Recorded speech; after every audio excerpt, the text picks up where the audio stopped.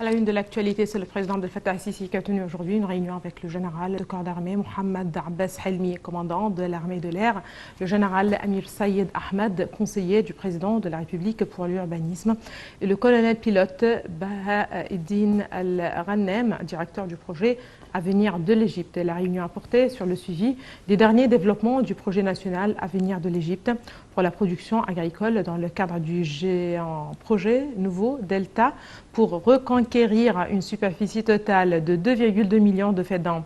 Le chef de l'État a été informé de la situation de l'acheminement de l'eau d'irrigation au projet Avenir de l'Égypte, la station du traitement de l'eau du projet, en plus du système de mécanisation et du système d'industrialisation agricole.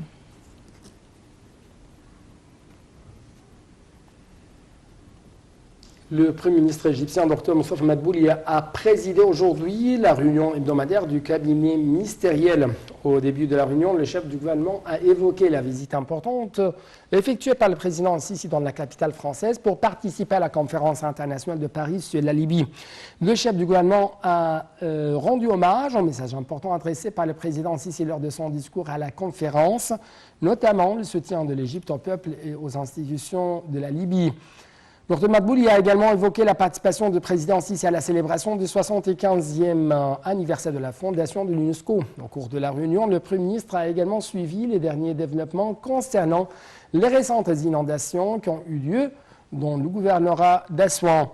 Il a souligné que l'État n'autoriserait plus la construction dans des endroits dangereux pour l'habitat.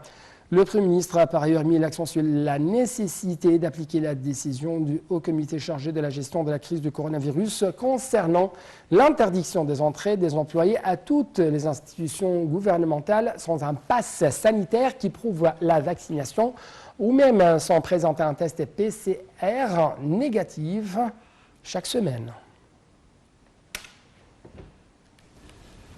Les indices de la bourse du Caire ont enregistré une hausse collective lors de la séance de clôture soutenue par les opérations d'achat des investisseurs égyptiens et arabes.